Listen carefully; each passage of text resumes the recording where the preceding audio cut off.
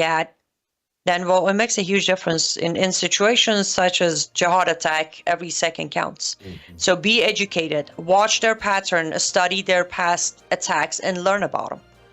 LiveUpToFreedom.com, LiveUpToFreedom.substack.com, LiveUpToFreedom.com, and LiveUpToFreedom.substack.com. And if you want to get some of our beautiful handmade art, chess, dominoes, other great things for your home as well, LUTFstudio.com, LUTF Studio, acronym for Live Up to Freedom, right? LUTFstudio.com. Thank you, Annie. Thank you, folks. Take care.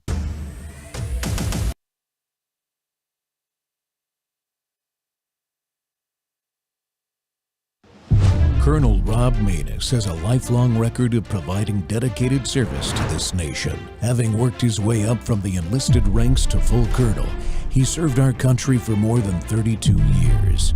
He has served as a bomber squadron commander, bomb disposal technician, Joint Chiefs of Staff Operations Officer, assisted the National Security Team with the campaign plan for the global war on terrorism.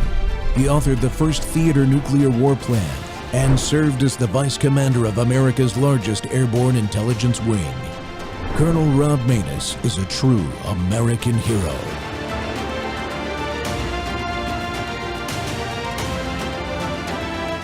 This is Rob Maness Live. The AI, whatever we want to call this self-assembly technology, is hijacking the energy of your cells and replicating biosynthetic cells and creating a new structure within your body. It's part of an overall depopulation campaign where they want to reduce the world's population because these psychopathic authoritarians think that we're useless food eaters, but it's actually the other way around.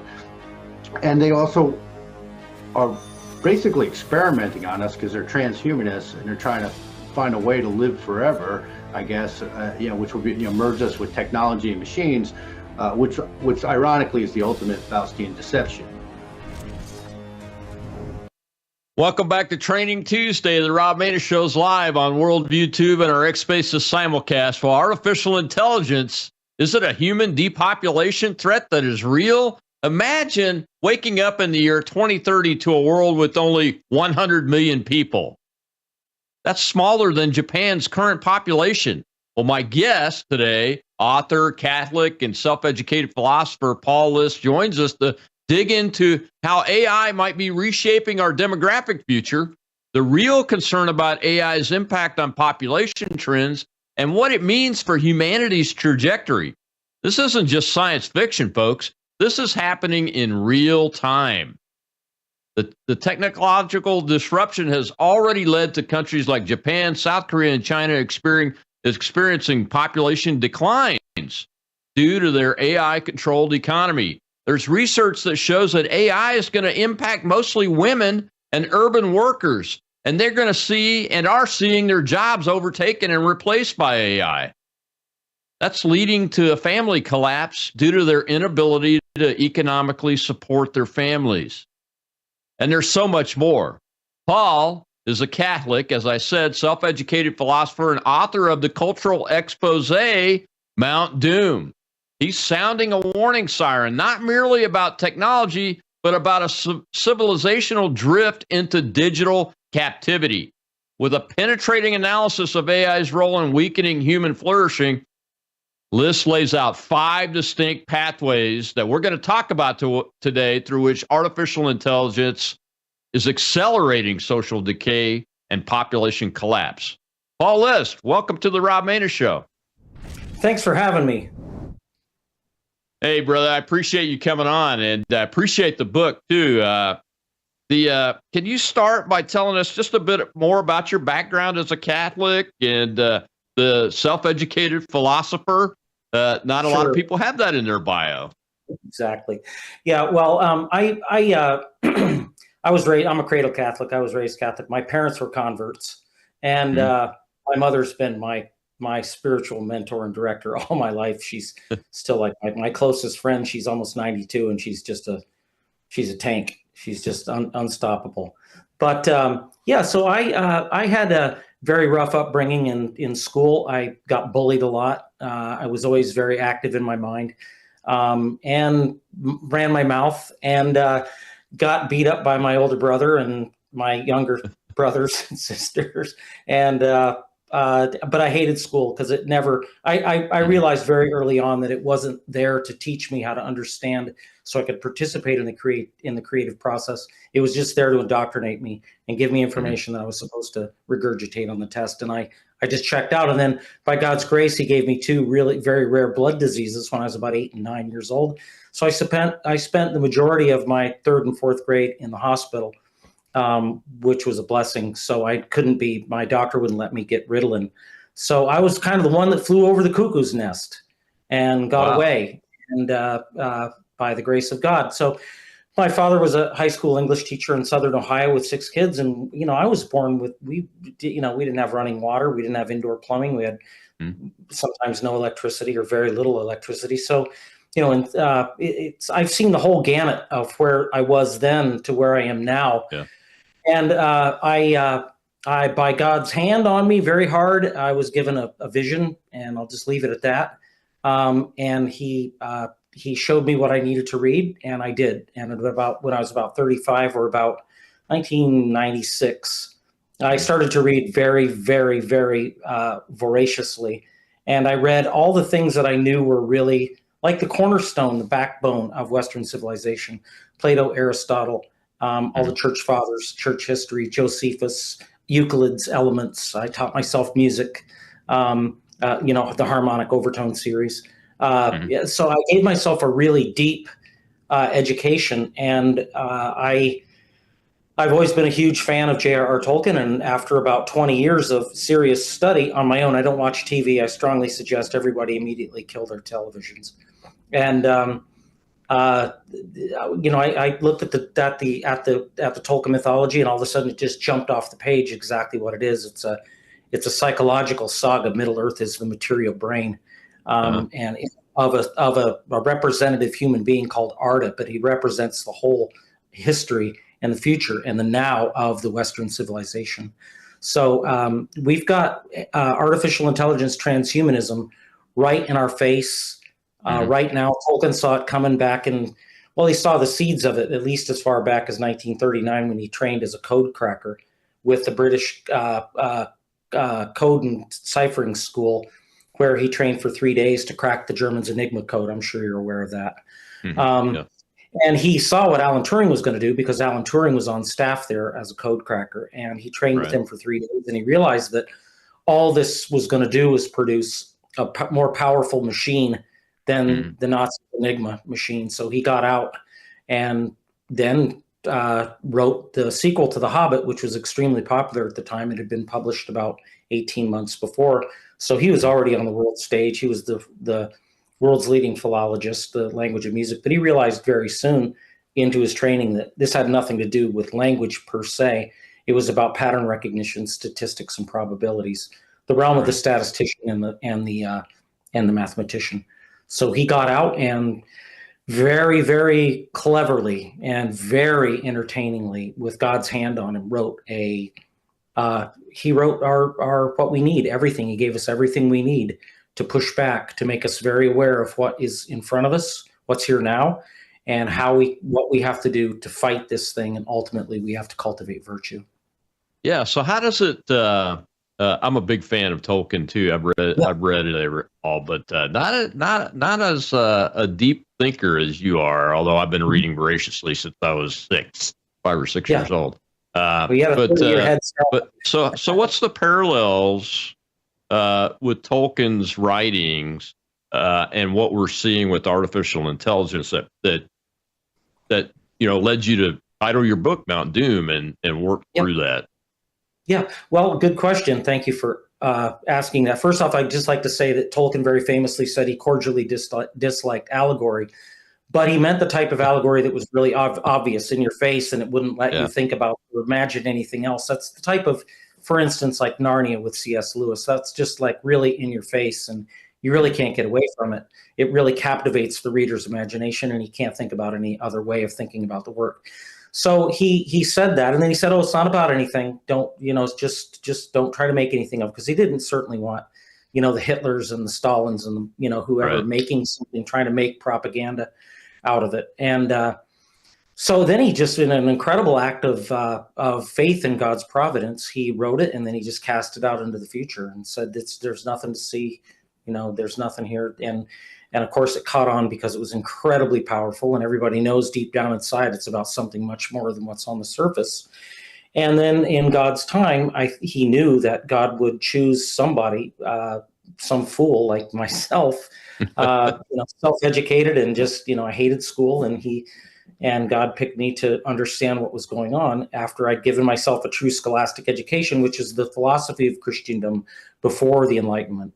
Okay, the apex. So the apex, it's Aristotle, Plato, Aristotle, Augustine, all the church fathers, the church doctors and fathers of the church, all the way through up at least until, and maybe a few people like Suarez, but after Aquinas. Aquinas is the apex of the scholastic thought process. Mm-hmm. His Summa Theologia. And right behind that is his Summa Contra Gentiles. So these are massive works that are just the apex of really, really brilliant philosophical and theological thought. So that's what I gave myself. And then lo and behold, Tolkien's work just jumped off the page. And it's a conflict between ideas, because human beings live and die. Civilizations rise and fall mm-hmm. by ideas, and ideas are incredibly powerful.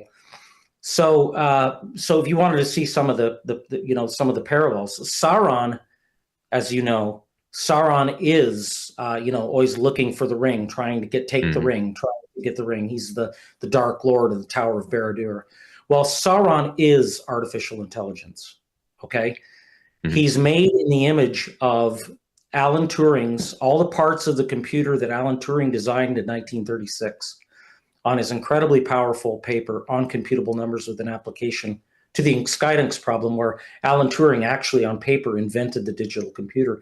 So Tolkien takes all those elements, including the scanner eye. That is the eye of Sauron. Yeah. Okay. And what's it looking for? It's always looking for the ring, the one ring. The one ring is binary code. It's one shaped, the ring. It's a zero, mm-hmm. digital. So it's always looking for the language of the machine to fulfill and come into full power of what it is. The Tower of Barad-dûr, where Sauron's in the Third Age, Sauron's dwelling that is the microchip in the cerebellum. And the cerebellum is Mordor. Tolkien laid out his whole mythology according to the old pseudoscience of the Victorians called, I think it's phrenology, where they thought that they proposed that they knew where certain areas of the brain were responsible for certain mm-hmm. characteristics of the soul. So Tolkien used that very, very cleverly, extremely cleverly. And it's an interior battle. And Arda at the time, within which is Middle-earth is the material brain, Arda is in a state of transhumanism. He has the microchip. Mm-hmm. Okay. And you're probably familiar then with Tom Bombadil and Goldberry, and they're the big mystery of who how do they fit in? Who's this Tom Bombadil that can just do anything that he wants? And why didn't he just destroy the ring, et cetera, et cetera? Well, It's laid out where the gods, quote unquote, the angelic beings across the sea in the Tolkien mythology called the Valar, they're the 14 facets of the soul, according to the scholastics. And Tolkien lays it right out exactly as the facets of the soul. Well, what's on top of these? On the very top is the will and the intellect, the rational free will and the intellect. And that is Tom Bombadil, who's the rational will. That's why he can do anything he wants. Mm. Yeah. That is his wife, Goldberry, who is the conscience, the rational intellect. And they are the fallen spirits of the trees of light. I don't know if you've read the Silmarillion, but the trees of light are the heart of the whole mythology, and people don't understand. They die very early. The trees do. And that's the fall from original sin. We're born with original sin, the stain, mm-hmm. the fall of Adam and Eve. Okay, but up until mortal sin, Arda, where Middle-earth was in a state of grace, and that was the trees of light. And they actually waxed and waned according to Augustine's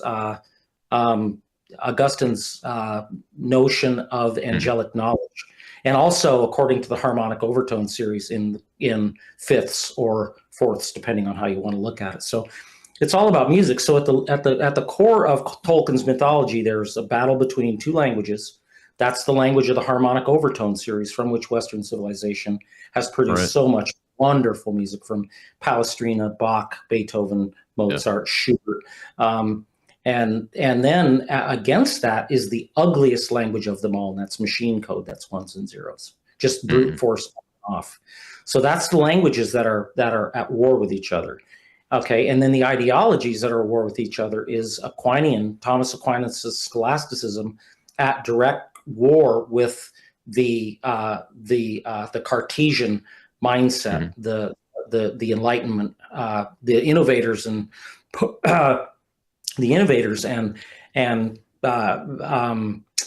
sophists. I call them sophists. At best, they were great mathematicians, but they were not good philosophers, and wisdom had left the Enlightenment, and they started chasing machines. So when Francis Bacon determined the new course for science, it was going to no longer be metaphysics, which is the science of being. He did away with that. He did away with the scholastics because he said that they never made us rich, never made us give us pleasure, never gave us eternal life, nothing useful out of the world. So he wrote his the Novo Organum, which is the new scientific method from which everything started with that document. And his whole idea was to replace Aristotle's Organon, which are the 6 treatises of logic, which people really need to read and study to really have a good head on their shoulders. Okay. And he did away with that, and he did away with metaphysics. And he said, we can discover the secrets and the attributes. He was all about attributes. He wasn't about essences. Okay. His idea was, if we can make a metal that's relatively soft, yellow, and heavy, we've got gold. It's the same thing because it looks and feels the same. Okay. No essences anymore. So we've got that ideology at war with the science of being, metaphysics. And so those two are pulling at each other. And ultimately, Arda is in a state of transhumanism, awash with the sins of the One Ring. Let me just give you some characters here. I got to take a commercial break, Paul, but I want to start back up right there because I have a question about the mathematics of it and the music of it, and where I come from in that regard as we continue this discussion with Paul List about his book, Mount Doom, and how AI is a real threat to depopulating the world. We'll be right back on The Rob Maness Show.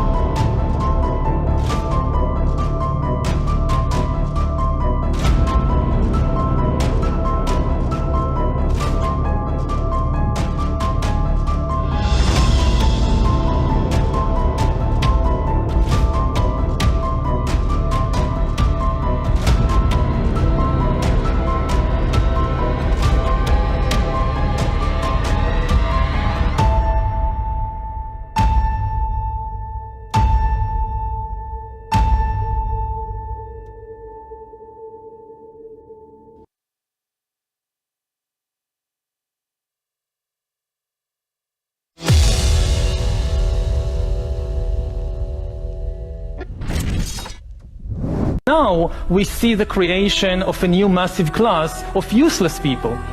As computers become better and better in more and more fields, there is a distinct possibility that computers will outperform us in most tasks and will make humans redundant. And then the big political and economic question of the 21st century will be, what do we need humans for? Or at least, what do we need so many humans for?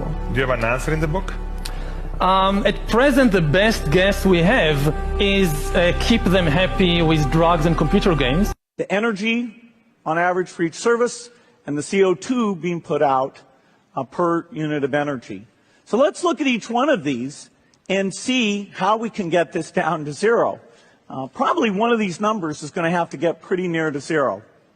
That's back from high school algebra. But let's take a look. First, we've got population.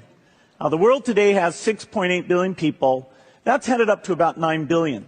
Now, if we do a really great job on new vaccines, health care, reproductive health services, we could lower that by perhaps 10 or 15%. What do you see as the biggest challenges in conservation?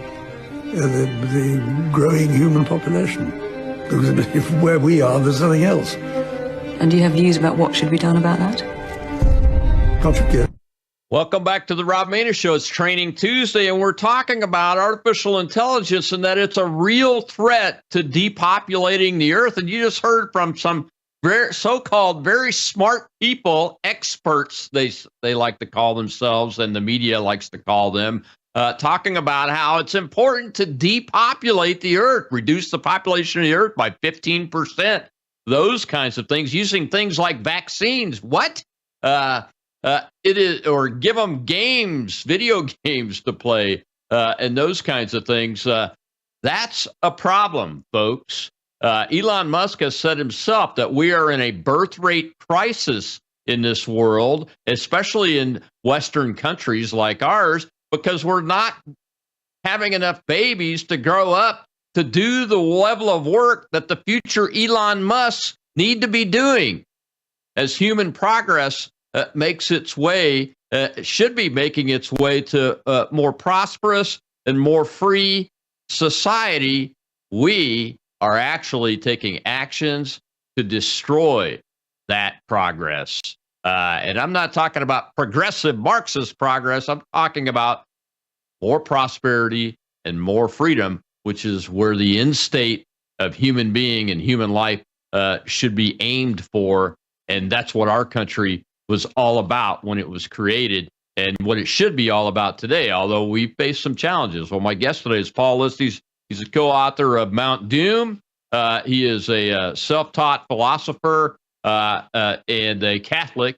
And Paul, we were talking before about Tolkien's work and how it relates to artificial intelligence and the various methodologies he used and the various topics that he used, and how one of the things you said struck me, and that is that there's a tension between people that are mathematically inclined and people that are musically inclined, which is a very simplified way of putting it. But one of the things that I've learned in my life is that the most capable human beings that I've ever worked with, and I've worked with a lot of them, but the most capable are the ones that are both musically and mathematically expert level, just naturally. They're born that way.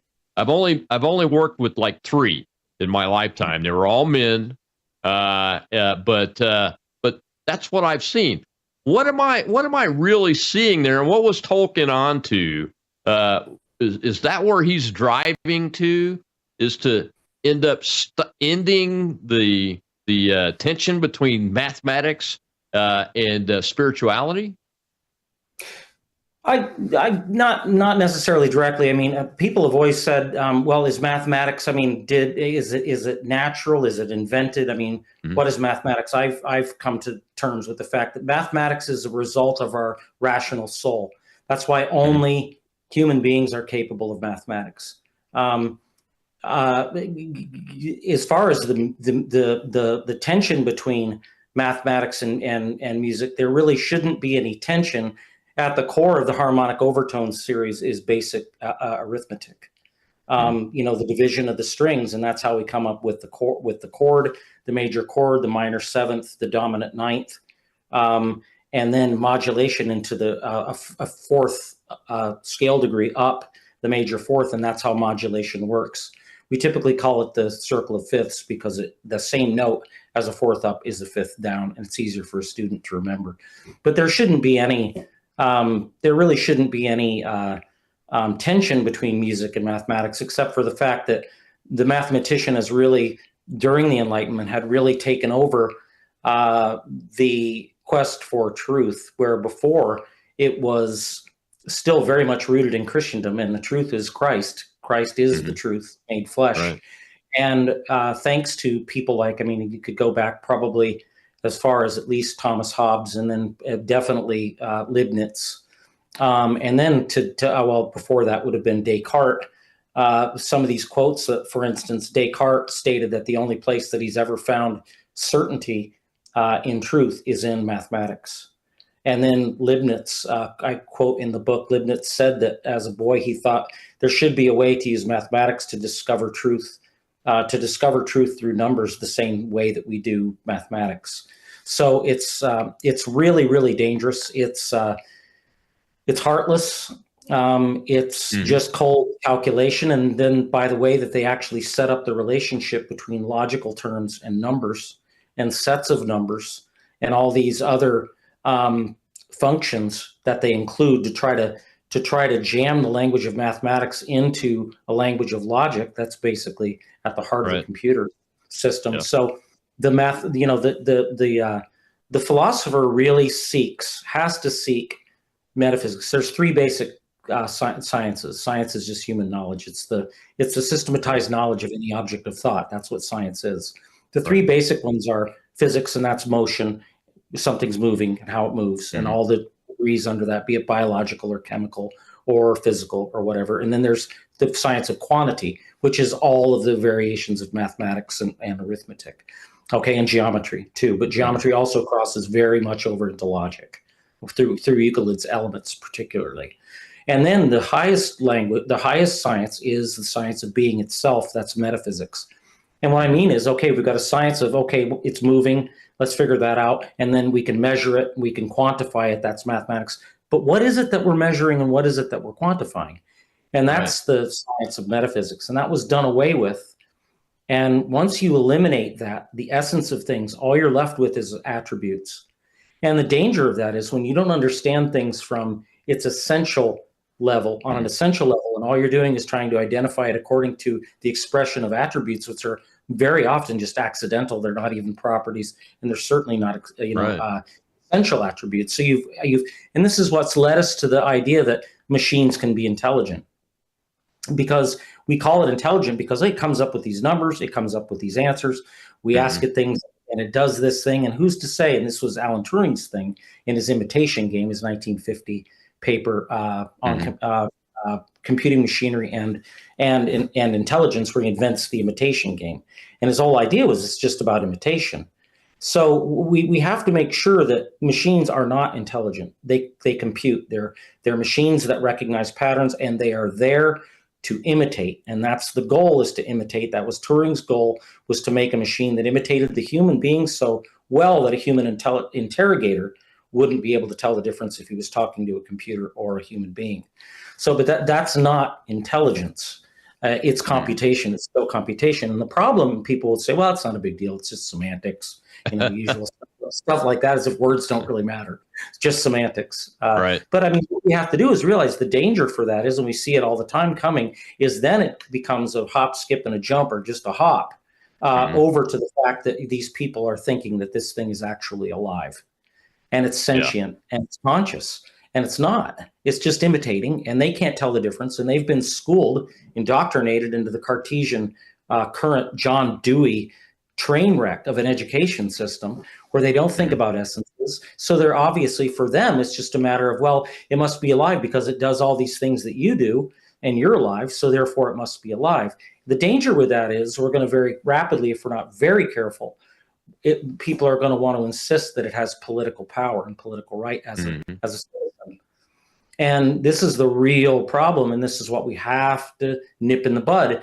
We have to play a very, very careful chess game with this thing, and chess was also a very big element in the development of artificial intelligence, and these neural networks was actually playing chess. Right. So we have to make sure that the same people that are trying to tell us that they're developing it, they're pushing it ahead, like Elon Musk and Zuckerberg and these guys that we're talking about. We have to make sure that we don't allow them to commandeer the meaning of life. And then they wind up, because they're already commandeering the meaning of intellect, and they're already commandeering the meaning of what it means, to be alive. And then once you've crossed that bridge, they're going to want to give it political power, which is going to supplant our human power because we've been lowered. The bar's been lowered for us so bad through our education system, and we've just been dumbed down so hard through our food, through our education, through our entertainment is just rotten. Pornography's got a terrible deleterious effect on the mind. And we've just been really, really dumbed down. So it's difficult for people to see the next move in the chess game.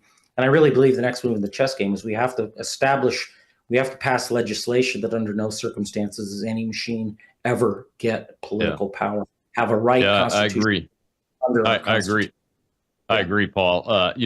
And this lack of understanding of the metaphysical, which you have to understand to be able to know really innately that artificial intelligence is just an imitation machine, is all it's doing. It's just very advanced imitation. And we could talk about that after this break. And I've got a question in the audience that I want to take too, right after this break. My guest is Paul List. We're talking about artificial intelligence threat to depopulating the earth and what that means and how we need to address it. We'll be right back.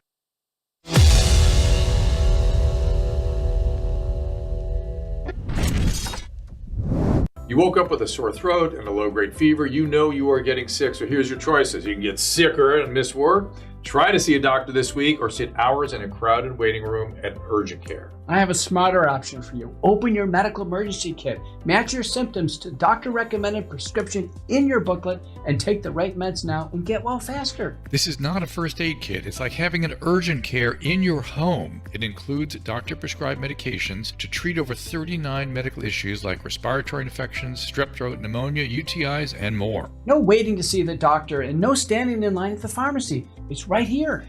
Every home should have at least one medical emergency kit, and here's how to order. Go to worldviewhealthcare.com. Your kit to treat dozens of common and serious illnesses is rushed to your door. worldviewhealthcare.com. That's worldviewhealthcare.com. The emergency kit available at worldviewhealthcare.com. Make sure you don't have to go to urgent care. I got pneumonia. I didn't have to go. I took this last year. Stayed at home, went to bed.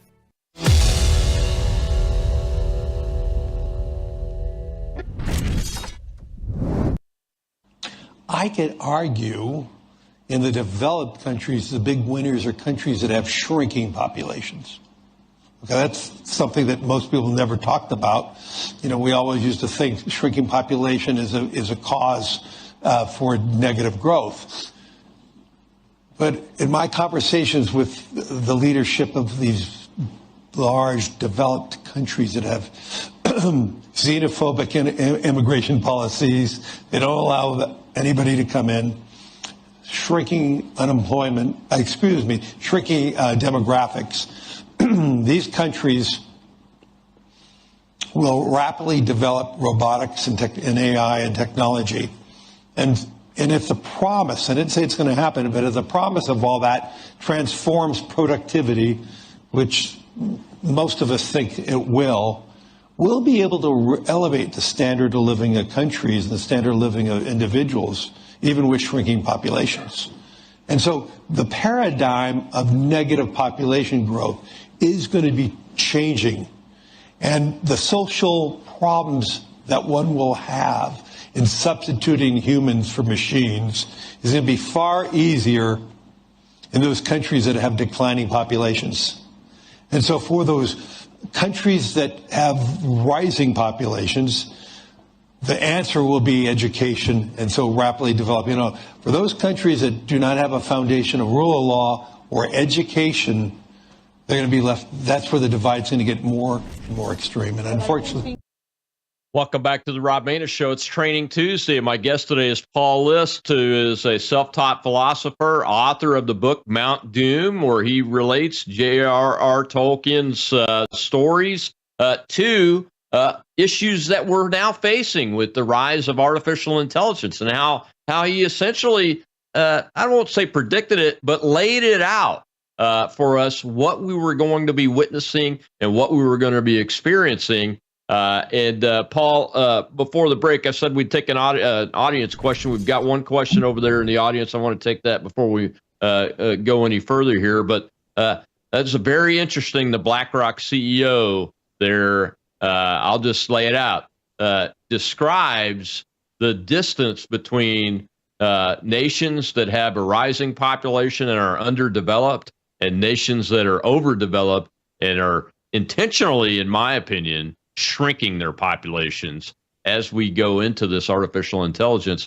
And that does not bode well for humanity from what I know of history. Let's go ahead and take this question from the audience. Go ahead. Patriot Rob's our host over there. Go ahead, Rob. Hey, Colonel, we have Wib. Thank you, Rob. Thank you, Colonel. Thank you, Mr. List. I am a fellow autodidact. I can't math, and the only instrument I play is the radio. But being autodidactic, what is your critic's most used argument besides the lack of a formal curated education that you have? Against me or against my interpretation of the mythology? I'll just roll them in together because that's probably, they're very similar. People have such a false notion of the value of their diploma. I call it their store-bought education. I'm not saying that an education from a good school, from a, particularly if you were fortunate enough to be homeschooled, and you had a good, maybe you went to a really decent college like Hillsdale or Steubenville or Ave Maria or something like that. That's certainly outside the box, and you can certainly get a wonderful education in that. But if you went through the typical education system post John Dewey, I'm 64 years old, so I was born in 1961. So, I mean, I saw the rotten fruit of that. The thing about being an autodidact or self-educated is that you let your curiosity, your mature curiosity, which turns towards wisdom, to actually look and seek for understanding and reading the things that you really know that you need to understand. You become kind of the master of your own intellectual destiny, which is really critical, because otherwise it's like one size fits all, particularly after John Dewey, and then if somebody shows a little bit of innate program on their own, where they have some talent and some skill on their own, they become very bored very readily and become hyperactive. And next thing you know, they're hitting them up with all kinds of drugs like Ritalin and whatnot, because obviously they have ADHD. Okay. ADHD has just been a terrible nightmare assault on humanity and the human intellect.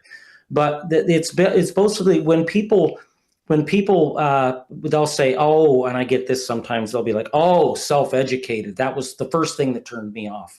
Like, in other words, you can't understand anything. You can't do anything unless you've got the stamp from some big industrial machine of education. And I just want to let you know that the image of John Dewey plays out in the Tolkien mythology. It is Saruman. He is practical wisdom. The wizards are the intellectual virtues, according to Aristotle's Nicomachean Ethics. So Saruman is practical wisdom. He's pushed out Gandalf, which is philosophical wisdom. Okay, he's taken over academia. That is the Tower of Isengard is the blackened ivory tower of academia, and the white hand that all of his Uruk-hai have. We could get into that. The white hand itself that they wear on the helmet and on the white hand, that is the diploma. Just to let you know. And Saruman is in the image of John Dewey, who just absolutely ruined education in the early 20th century. He's from my hometown here in Burlington, Vermont. And they just absolutely worship him at the University of Vermont. But he was a disaster. And then Wormtongue, the one that's in there ruining the Rohirrim, which is the men of common sense, that is the common sense in the mind. That's the type of reason is common sense. He is the Marxist teacher, unmanning and perverting our children. And we see that all the time. And we really have to push back while we have the opportunity and start calling out education, modern education, for what it is. It's indoctrination. It's just an extension of the Marxist plan that's been around for a long time. Yeah, and the whole point is I think a lot of parents have, I know I have, I homeschooled my youngest son, he's youngest of 5, because he got swept up in this whole ADHD thing and all that, and I had to stop it, and I like what you said about diplomas. I've got some pretty good diplomas from some really great schools, but You know what the best education I got was in every experience, whether it was elementary school or Harvard, it was the individual interactions with people. That was where I got my education. And if I didn't go out like I was able to do later in my educational life and make contact with those classmates, those people outside of the educational institution, in that environment and outside of that environment, I would not have the education that I have today. It would just be a piece of paper. You know, I think that's where you're coming from, right? Yeah, it's there's too much. I mean, the thing about this back then, I'm sure Harvard was actually a decent school, and that diploma meant something. But we've seen we've seen what that's come to. And a lot of these Ivy League schools, it's just really, it's only going to get worse with AI, because AI makes it almost impossible to get a decent education in an institution like that for both the professor and the student. But we have to also always continue on our path to education. It's a lifelong. The thing that I don't like about diplomas is it's kind of like a milestone that, okay, I can stop working. I'll just go get a job. That was the whole point of education, unfortunately, these days, to get a job, which it was never about that. That was something that happened, unfortunately, really, with John Dewey, who was a huge fan of the Industrial Revolution, and he was also a huge Marxist socialist. So he industrialized our education, and he Marxified, socialized our education, and we're turning out kids that just are very, very, very ill prepared. What they're prepared for, unfortunately, is just to be cannon fodder for AI. And you know, of my 5 children, my youngest son, I think, is the most well-rounded. But the system made me create a piece of paper for him when we decided, hey, you're ready to be a graduate of high school. I had to go out and figure out how to create a piece of paper the system of employment and education would accept.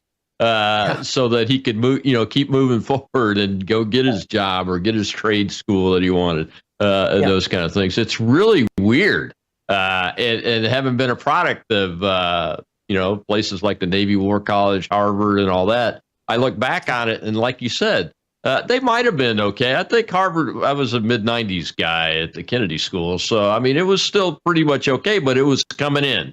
The Marxism was on its way in there. At that time. And honestly, other than the aura of the institution, the education is really about the people that you're able to meet. And you can do that anywhere. Yeah. But you got to maintain that desire, that hunger, that dopamine. It's literally a dopamine high in learning. You have to develop that appetite for intellectual stimulation and really develop your interior life. That was the whole nature of education before the whole John Dewey Marxist Industrial Revolution. It was supposed to be, education was supposed to create well-rounded children of God. I mean, this is why, these doughheads that you've got on there that are the masters of machines that you keep coming up with, these guys, we got to reduce the population, all this. They see is the human being as just a biological machine. They're steeped in Darwinism. They think that, they think if they think at all, they think from a negative perspective of the human being as just a waste of energy and a waste of resources and of no value, where true education makes you understand things like, at the foundation of love is charity.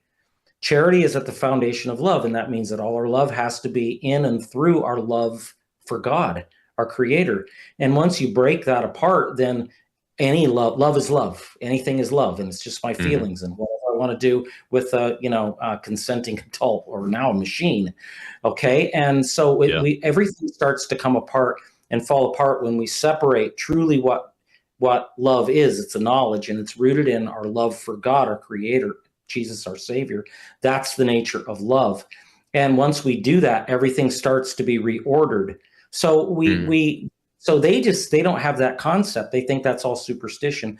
They've been steeped in the fact that, or their quote unquote fact, that we were amoeba, we were slime, then we were amoeba, then some fish crawled out of the sea, and then eventually became a monkey, and now it's people. And the next thing that on our evolutionary development has to be with machines, because this is going to give us everlasting life in the machine, because we'll download our soul, which was the goal of Alan Turing, by the way. We can download our soul in the machine, and we can have eternal life and pleasure without any responsibility, any consequences, and we can live a life of, it's basically like Pleasure Island in Pinocchio. Paul, we've been warned about this, not just by Tolkien, but in the Bible, right? We got to take our last break here. I want to talk about that when we get on the other side of this break, and about your article about the top 5 ways AI drives depopulation, because you've laid it out for people in a way that is very understandable. We'll be right back with Paul List there. It's Training Tuesday on the Rob Maness Show.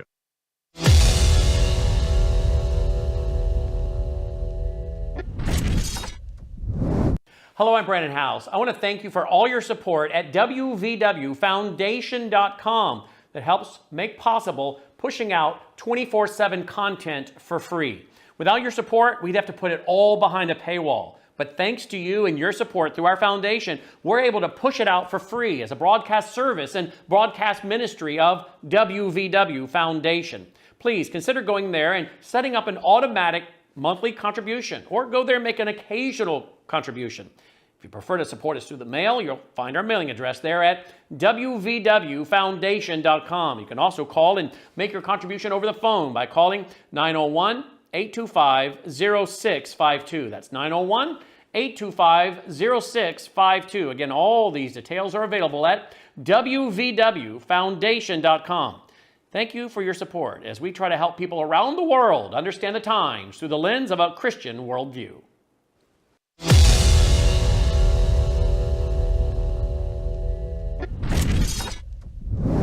I have a 16-year-old son, and we talk a lot about what do you study in college these days. And if you look at the stated goals of many of these companies, they want to have AI replace all humans at all jobs. It's what they say publicly. Bill Gates said this publicly. So I worry about a future in which human beings are not just unemployed, but they're unemployable. And this breaks the notion of the free market in very important ways. And I think we're gonna have to have more of these conversations, and it's gonna feel too early until it's too late. And when I hear folks in industry claim things about universal basic income and this sort of digital utopia, I study history. I'm worried that sort of leads to one place, and that place is the gulag. Appreciate it.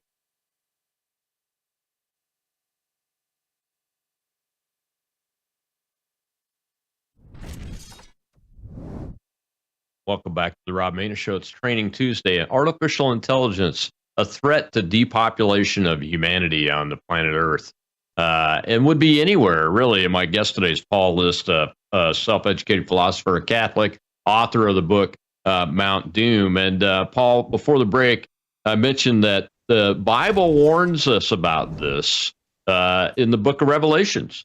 It warns us about this. I could see, now that I've had a few years to observe artificial intelligence's development with these large language models, and there's 4 or 5 out there that are the key ones you can go look at, test out. But I've looked at some of the testing that's actually been done on this thing, and I could see where in the Bible this entity called the Antichrist could actually be a development of human beings' progress in this realm, this artificial intelligence realm. It's very plain to me now that I've had a couple of years to observe it. Am I wrong there, or no? I don't think so. Something to that?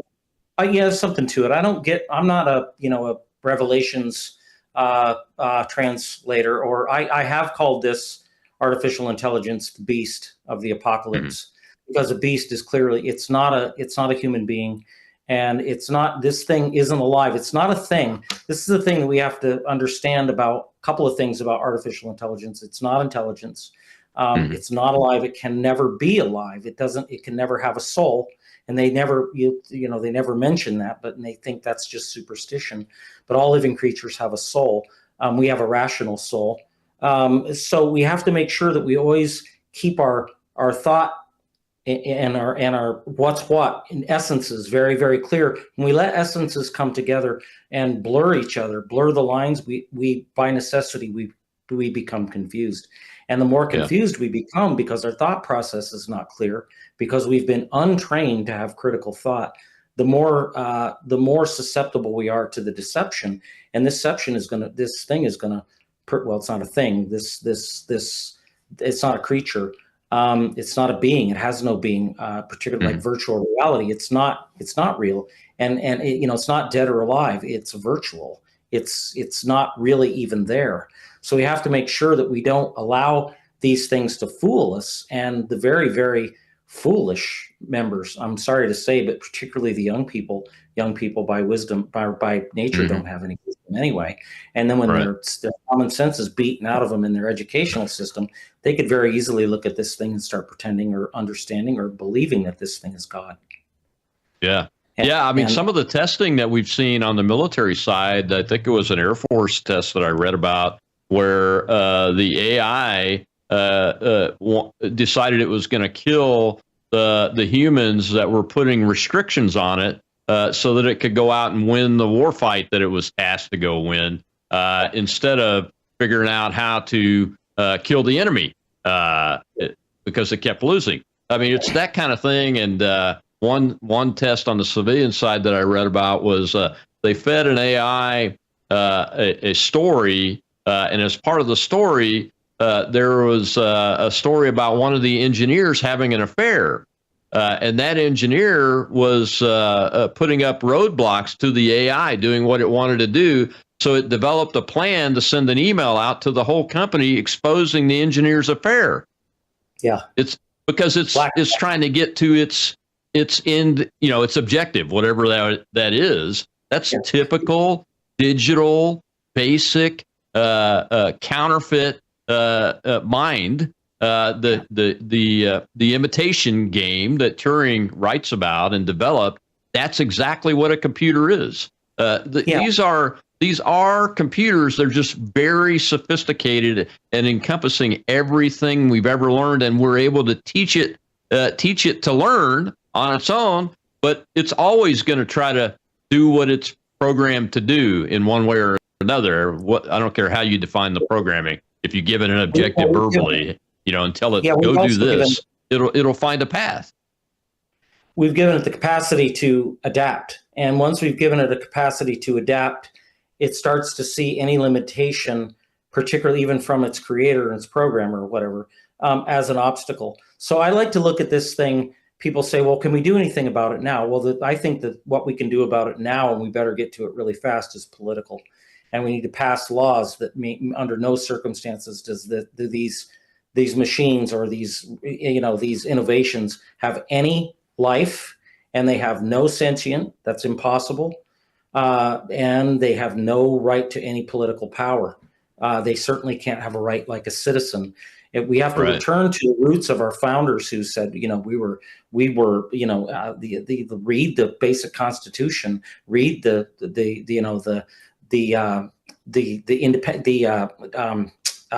I'm sorry, I've got so much going through my head right now. The Declaration of Independence.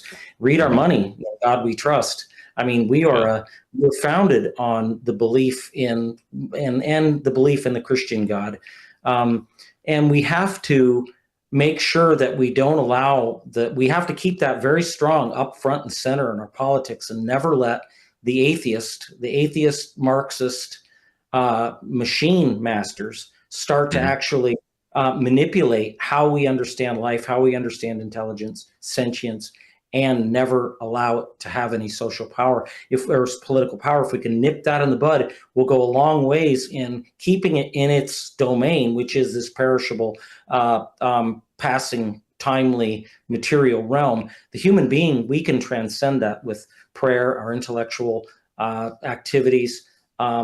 We can transcend this realm, but we have to really work at it, and we have to become competent again. We can't allow the machine to take over more and more of what we call mundane tasks, because those are the low-hanging fruit that actually allows us to be competent human beings. Stop using your navigator all the time. Kids, remember how to get to the grocery store. God forbid you use a map, and don't ever put on the virtual glasses, the goggles. Don't ever do that. Don't ever enter that realm. That is the realm of the Nazgul, the Black Riders. They are the agents. The Black Riders in Tolkien mythology are the agents of artificial intelligence. They're dominated by the ring, the language of the machine. They're under Sauron, artificial intelligence's control. And when you put on the ring, you enter their realm, the realm of the virtual realm, where they can see you and you can see them, and they're coming for you. And yeah, I mean, and the whole system that we're developing here in real life of surveillance and monitoring and censorship and all that, I can see that in the Tolkien story and the characters like Sauron and all of these things that you've laid out. You wrote another article about the 5 ways AI drives depopulation. Before we get to the end of the show here, you mind stepping through a few of those methodologies that you developed to identify that? Yeah, well, I mean, they're pretty obvious. They deny us several things. They deny us our proper relationship with God's creative world. Okay, the analog connected. This idea that these ideas are very old. These aren't new ideas. The virtual realm harkens back thousands of years with the ancient philosophers wondering, is this realm continuous? Can it be infinitely divided and it's still always connected? Or is it a series of indivisible points? Is it pixels? Okay, it's only now in this age with our technology and our advancement and all these things, thanks to Francis Bacon and the age of the machine, the Industrial Revolution, that we can actually reproduce that realm, that alternative realm. And the devil's using that very much as the alternative to God's creation. Once we enter that realm, we lose all connection with God. We don't pay attention to him anymore. We're outside of, we've willingly rejected God's creation. So that's one way that it drives depopulation, because people won't want relationships with other human beings because they're difficult. They put demands on us. It's hard if you've got kids, you've got a wife. It's not all hunky dory. Everything's all pleasant all the time. It takes effort. They demand things of us. Usually, a good wife demands things of her husband that he should be doing anyway. The machine doesn't do that. The machine gives you whatever you want. It never gives you what you need, and it's dead. It's not dead. It was never alive, so it can't even be dead. It's virtual. It has no being at all. And so that's another way. And it also, it makes us more and more incapable and unwilling to reach out, find a suitable mate of the opposite sex, and have children together and establish the true traditional nuclear family, which Marxism absolutely hates. That's been the focus of the destruction of humanity, of Marx's focus, and his number one enemy has always been the nuclear family. So we have to be willing to engage in God's creation and do away with the satanic alternative, and it is satanic.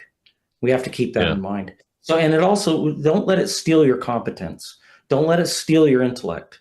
Don't do the microchip. The Elon Musk is already bragging how everybody's going to be so smart.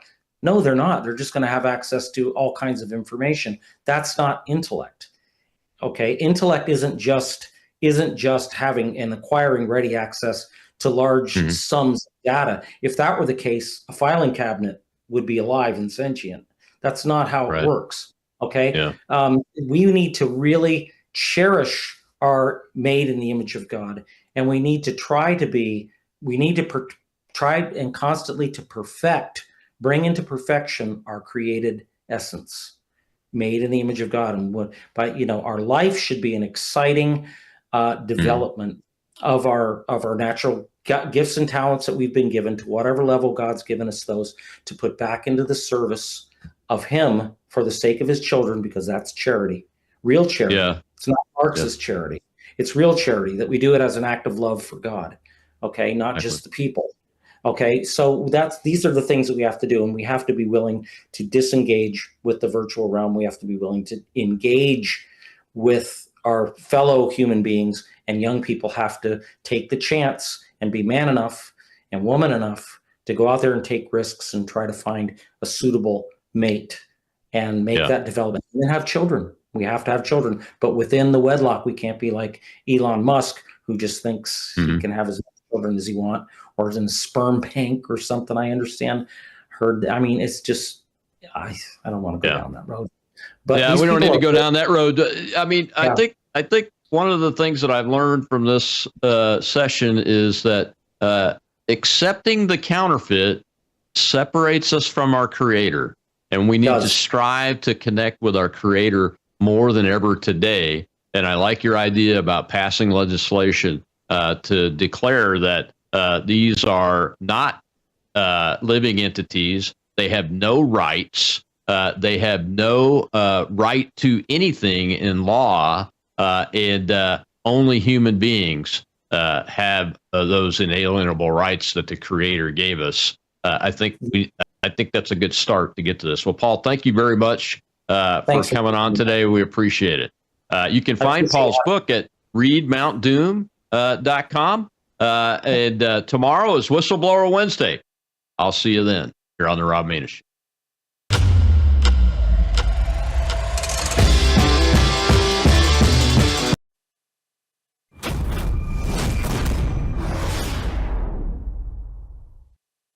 All right, welcome to Code Blue. It is July the 23rd, 2025. I'm so honored to be here on this podcast with you today. And we have some breaking news that we want to talk about in the health